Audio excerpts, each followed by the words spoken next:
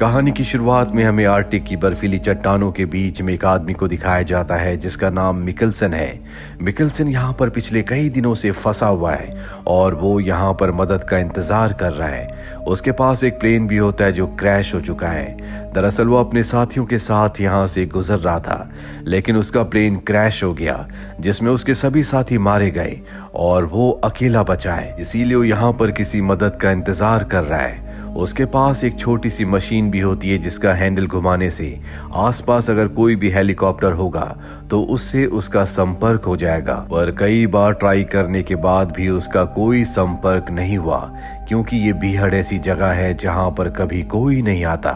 यहाँ पर उसने ऊपर जहां पर बर्फ कच्ची होती है वहां पर मछलियां पकड़ने के लिए छोटे छोटे फंदे लगाए होते हैं। उसने कई सारी मछलियां पकड़ ली है और वही मछलियां खाकर वो अपने आप को जिंदा रखता है। मिकेल्सन अगली सुबह ऊपर चट्टान में जाता है जहां पर वो अपनी मशीन को एक बार फिर से ऑन करता है, लेकिन आज भी उसका किसी से कोई संपर्क नहीं होता।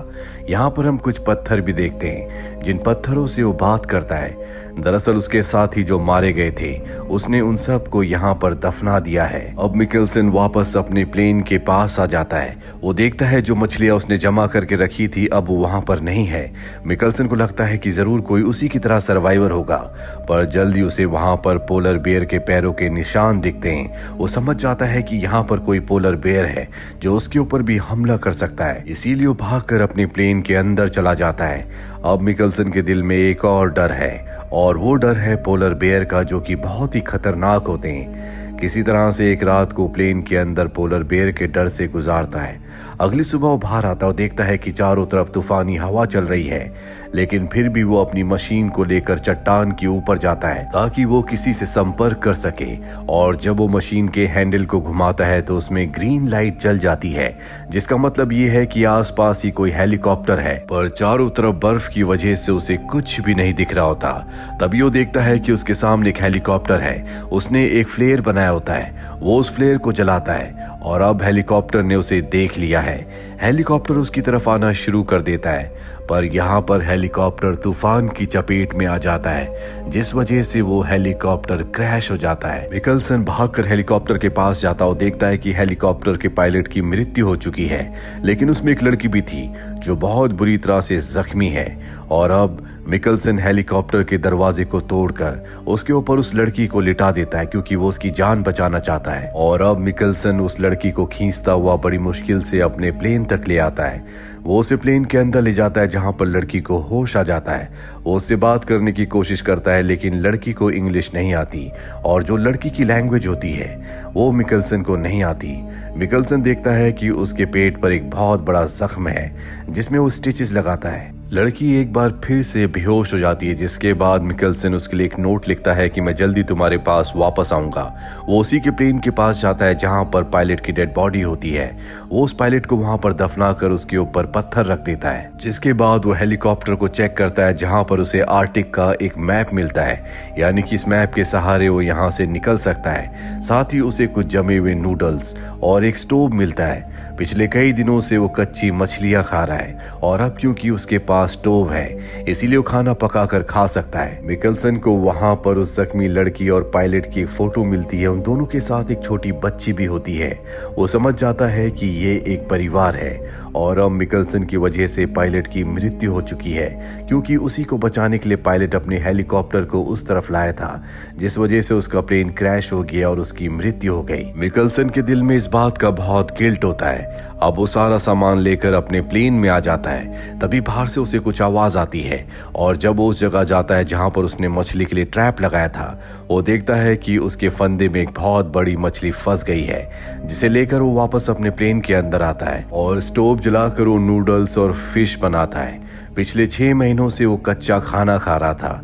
दरअसल वो पिछले 6 महीनों से यहाँ पर फंसा हुआ है और आज 6 महीनों के बाद उसने पहली बार पका हुआ खाना खाया है। वो उस लड़की को भी कुछ खाना खिलाता है और इसके बाद उस मैप को चेक करता है जो कि उसे उस लड़की के प्लेन के अंदर से मिला था। उस मैप को चेक करने से उसे पता चलता है कि यहाँ से कई किलोमीटर दूर एक ऐसा पॉइंट है जहाँ पर लोग हेलीकॉप्टर से आते हैं, जहाँ पर इन्हें रेस्क्यू किया जा सकता है। और अब वो तय करता है कि वो लड़की को लेकर यहाँ से निकल जाएगा, क्योंकि जल्दी ठंड और भी ज्यादा बढ़ने वाली है। टेम्परेचर -40 से 50 डिग्री पहुंच जाएगा और इतनी ठंड में कोई भी इंसान नहीं बच सकता।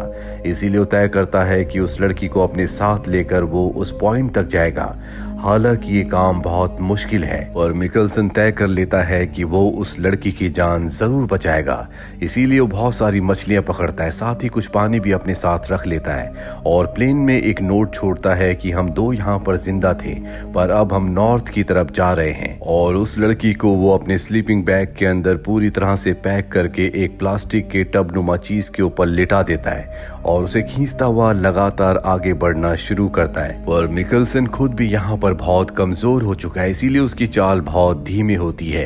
वो लगातार उस लड़की से बातें करता रहता है। उसके पास अब एक मकसद है, वो किसी भी कीमत पर उस लड़की की जान बचाना चाहता है, क्योंकि उसी की वजह से कहीं न कहीं उसके हस्बैंड की मौत हुई थी। मिकल्सन लगातार उस लड़की को खींचते हुए आगे बढ़ता रहता है। कई घंटों के बाद जब वो अपना मैप चेक करता है तो उसे पता चलता है कि अब भी दूरी लगभग 45 किलोमीटर है, जिसे पार करने में लगभग उसे 7 दिन लग जाएंगे, क्योंकि बर्फ में स्पीड बहुत कम होती है। साथ ही मिकल्सन के अंदर ताकत भी अब बहुत कम बची हुई है और सबसे बड़ा खतरा है पोलर बेयर का, जो कि इस इलाके में कहीं आसपास ही है। पूरा दिन चलने के बाद रात हो जाती है। अब रात को उसे कहीं न कहीं सुरक्षित जगह पर सोना होगा जहां पर ठंड कम हो, क्योंकि रात होने पर इस जगह पर ठंड यानी कि टेम्परेचर बहुत ज्यादा कम हो जाता है। इसीलिए बर्फ के अंदर गड्ढा करके वो एक इग्लू बनाता है ताकि ठंड से बच सके। वो लड़की को उसके अंदर ले जाता है जहां पर वो खाना भी बनाता है। मिकल्सन उस लड़की के साथ पूरी रात वहीं इग्लू में गुजारता है। अगली सुबह एक बार फिर से वो अपना सफर तय करता है। मिकल्सन पहले से भी ज्यादा थक चुका है, लेकिन किसी भी कीमत पर वो उस लड़की को बचाना चाहता है। इसीलिए लगातार वो धीरे धीरे आगे बढ़ता ही चला जाता है। तभी उसके सामने एक बहुत ऊंची चट्टान आती है। इस चट्टान में वो अकेले तो चढ़ सकता है, लेकिन वो लड़की को खींचकर ऊपर नहीं ले जा सकता। वो अपनी जेब से मैप निकालता और मैप देखता है, जिससे उसे पता चलता है कि इस चट्टान को पार करने का दूसरा रास्ता है। लेकिन अगर वो दूसरे रास्ते से गया तो उसे 4-5 दिन और भी ज्यादा लगेंगे और उसके पास इतनी खाने की सप्लाई नहीं है कि वो इतने दिनों तक सरवाइव कर सके। इसीलिए अब उसे चट्टान के ऊपर लड़की को खींचते हुए लेकर जाना ही होगा। अब सबसे पहले वो खुद चट्टान के ऊपर जाता है और वहां से रस्सी से वो लड़की को खींचना शुरू करता है।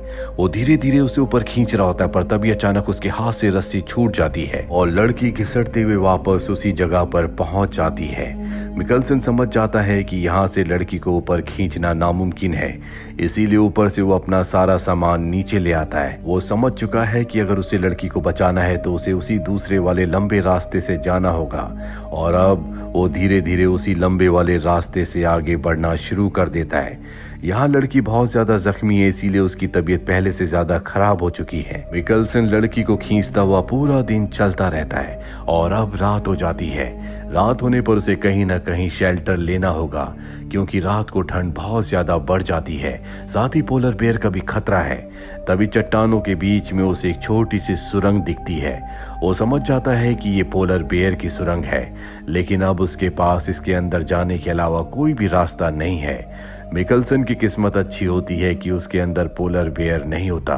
वो लड़की को लेकर अंदर चला जाता है जहां पर वो खाना बनाता है, लेकिन अब उसका गैस भी खत्म हो चुका है, यानी कि इसके बाद वो पकाकर खाना नहीं खा पाएगा। दिन बीतने के साथ मिकल्सन की मुश्किलें बढ़ती ही जा रही हैं।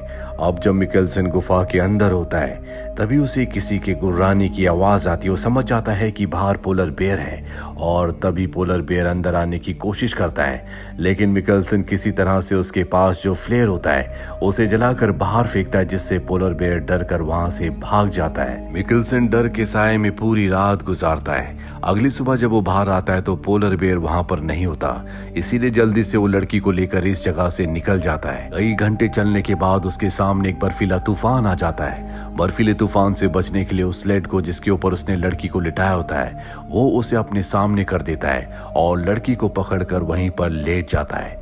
कुछ देर के बाद जब बर्फीला तूफान शांत हो जाता है, वो देखता है कि वो पूरी तरह से बर्फ के अंदर दबा हुआ है। मिकलसन उस लड़की को भी चेक करता, वो देखता है कि उसके मुंह से खून आ रहा है। वो उसके घाव को चेक करता है जिसमें अब इन्फेक्शन हो चुका है।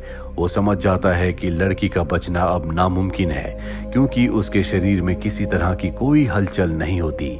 इसीलिए वो तय करता है कि वो इस लड़की को यहीं पर छोड़कर अकेले अब आगे का सफर तय करेगा।